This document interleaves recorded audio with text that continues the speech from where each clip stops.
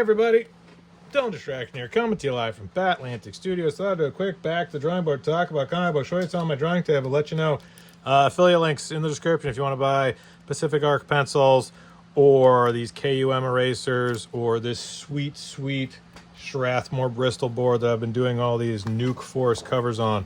But what else? I've been showing off books I've been looking at, and so I just showed off this sweet.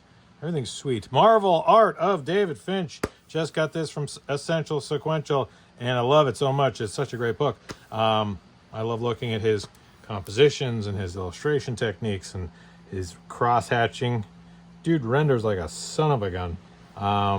Really beautiful colors on this one, too. Great hands. He's just great at everything. Great cloth. So this one's a Kickstarter I backed, and I love it, and I just got it. But David Finch, one of the many artists I love and enjoy. Let me show you some more.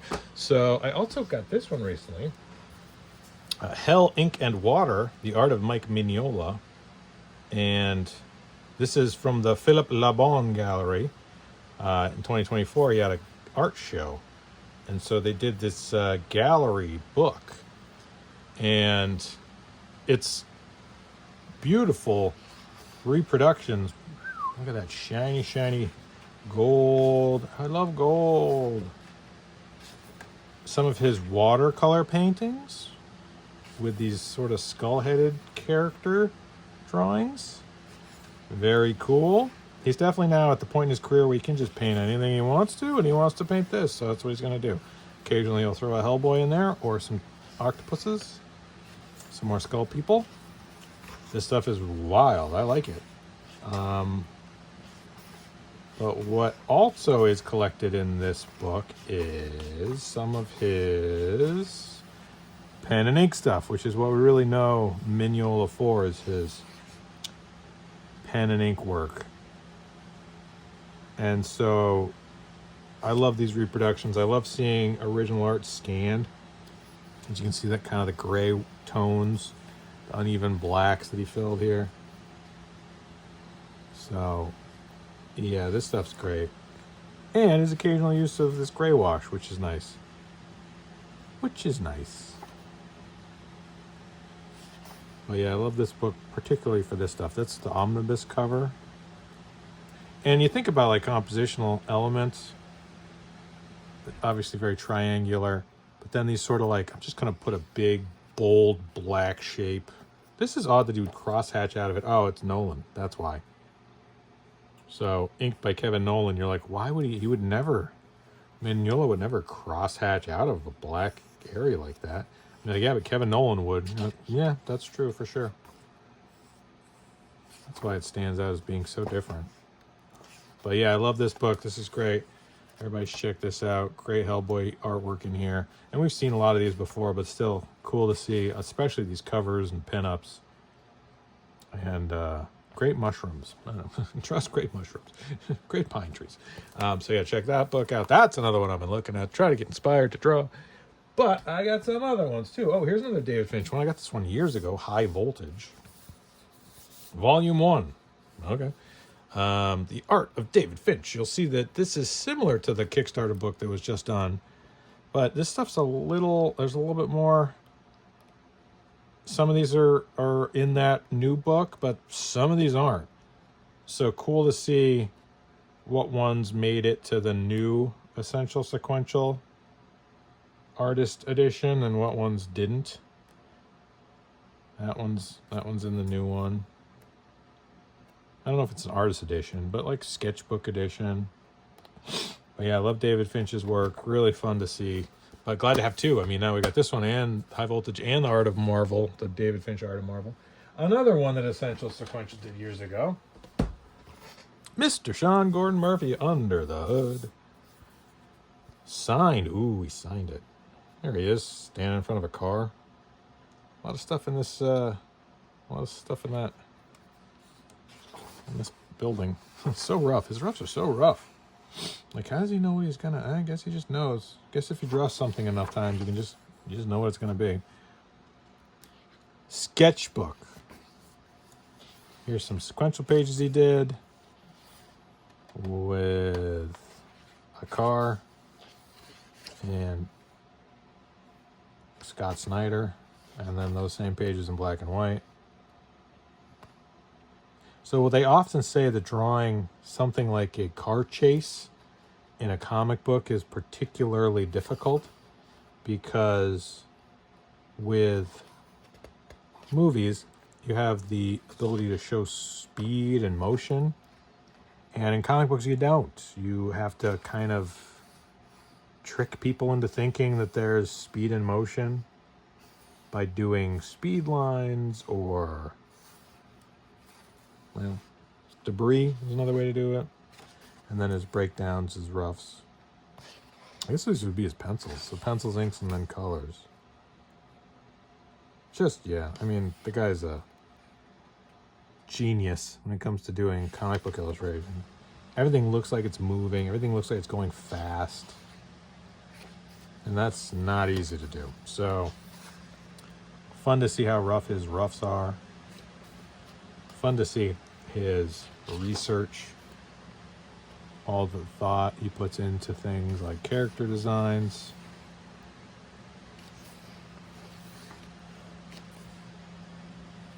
Such a sharp line too. So aggressive and sharp. Such a flick. And I love when he does like this sort of like robot gibberish. It's like, yeah, all right, I believe that is whatever you think that is. Drawing from life, studies, human figure, anatomy, concepts and covers. This is stuff I love. Again, he does that, which I think is super smart. Big figure in the back. He'll do that, which I think looks just bonkers. Great holding lines. Really, really smart compositions. Big figure in the back. Big figure in the back. Now he doesn't always stick to that. Obviously, big figure in the back, small figure in the foreground. But he's done it quite a few times, and I think it looks great every time he does it. I love this loose stuff. He does a lot of that. I'm going to use my thumbprint as a way to give some texture. And you think, like, he's been good forever. Like, these are drawings from 2010, 2012, like 2015. That's a while ago now. And he's just been good forever. Like, he came out of school using microns and just good. Big figure in the back, small figure in the foreground, big figure in the back, small figure in the foreground. I love that. So, really, really fun. Love that book. Great book. I'm just going to look through books today. Does anybody care? Another artist I love, Matt Wagner. The Art of Matt Wagner's Grendel. This is not just Matt Wagner's work. This is other artists also. But, I mean, come on. Look at that. So good. And this is an artist, Matt Wagner, I'm a huge fan of and I've definitely influenced by. And you just see how rough and young and immature his style was when he started in 82. Yikes. And just how it evolved into this. Just beautiful, iconic imagery. And this sort of design element heavy. Just love this stuff. And then there's other artists that are featured in here, which I like quite a bit, but the Matt Wagner stuff is the stuff I'm just like, yep, that's the stuff. Other artists are good, but Matt Wagner's just so good. So this is a fun book. Got a bunch of cool Grendel stuff. I wish it had more sort of roughs and pencils, right? Matt Wagner's Christine illustration. And I wish I had more scans from the originals, but still cool to see just the history of that character. I'm a huge fan of that character. I'm a huge fan of Matt Wagner's work. So now these are all stacked precariously in front of me. So if at any point I'm crushed by a mountain of books, you'll know that I died doing what I love, which is talking to my phone. So, all right, here we go. Onward and upward. What am I doing? Oh, yeah, I'm doing this Nuke Force drawing here of Major Grit, Pump Station, Mr. Malto, and Claudia from a hit creator in a comic book series, Nuke Force. And it's good to have reference nearby because I don't remember what my characters look like. I'm kind of notorious for being like drawing it one way in one panel and then another way in another panel. I don't have an editor. So, well, I kind of do, but not really. So I'm just like, oh, yeah, that's good. Whoops. And then I'll be later on, I'll look at it back and I'll be like, that's not right. Rob Liefeld was known for that with, he had, Eric Larson asked him, because he was having Bad Rock be in an issue of Savage Dragon. And so he asked Rob, like, how many fingers does Bad Rock have? And Rob tells him, so Eric draws it, and then he's told him the wrong number, so he's got a different number of fingers. I don't know what that's like, done it a lot. Who can remember how many fingers things have? I mean, it's just so hard to remember. Just draw however many fingers you want to have on it. It doesn't matter. What do you feel like? 4, 5, 3, whatever. Who's counting?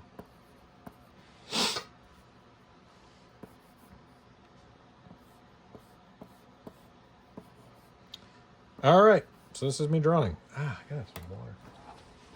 Parched.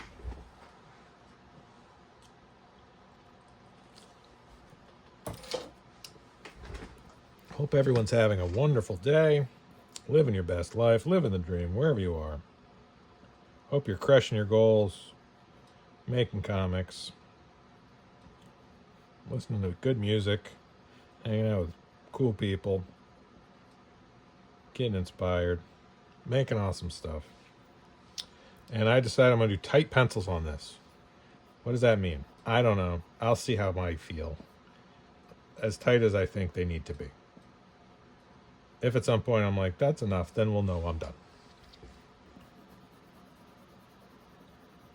Because I don't feel like inking it. I don't know, maybe I will. We'll see how I feel. Honestly, I've been penciling a lot lately, and I've just been kind of enjoying that process and not having to then go back over and draw it again in inks. So your options are either loose pencils with inks where I have to kind of work it in the inks, or tight pencils, and then I just don't ink it. Those are usually my two options. There could be a third option where I do tight pencils and tight inks, but who has the energy for that? So yeah, a lot going on with comic books, and I'm hoping that distribution is figured out. Companies are able to figure out how to fairly compensate creators and talent with some sort of royalties or incentives or something. Feels like that has always been a challenge with the comic book industry, where compensating artists for their work that's never been something that's been able to be fully figured out. I'm hoping that at some point somebody's able to go, oh yeah, why don't we just do it this way? Like, I don't know, how hard could it be? Pay the people, pay the creators, support talented creators, support artists, support writers, support Peter David. Could probably use some help right now. You know, support talented artists, writers, creators, and because we want there to be more comic books, we want people to want to make comic books, and in order to want to make comic books, they have to feel like they're being treated fairly and have opportunities to get their work out into the world and get compensated for it. So that should be able to be resolved and figured out, so that more people want to make comics and read comics and buy comics and enjoy comics. Because I want comic books to be a thing forever, and so that means we need people to want to make them forever and read them forever and buy them forever. So figure it out. What's my pep talk? Figure it out. Fix it. Fix it. occasionally what I'll do is I'll flip over the drawing, look at it upside down. Yeah, sure. We'll say that's good enough. We'll put Claudia back here. Didn't really leave much room for the logo. I'll have to put the logo behind him, or I also have a logo that's narrower. So if I'm like, yeah, need the narrow logo for this one, I'll throw the narrow logo on it. Because the big logo is really big. Big logo like takes up most of the top.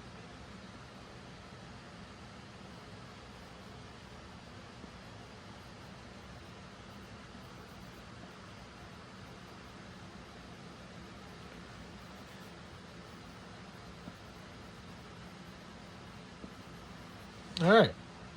I didn't get a lot of drawing done in this video, but some, right? You could kind of see where we're going with this.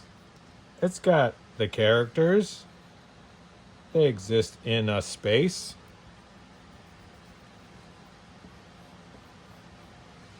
I'll more accurately represent them. This is a little vague. But with this style I'm doing, which I really like drawing this way, I don't really over render. I'm not doing a David Finch rendering techniques. I'm doing more of a Mignola rendering techniques, which means simplify, simplify, simplify. Look for black shadow areas. Look to have silhouettes. I don't want it to be overly detailed. I like this sort of, thicker holding lines. I don't know. I like that.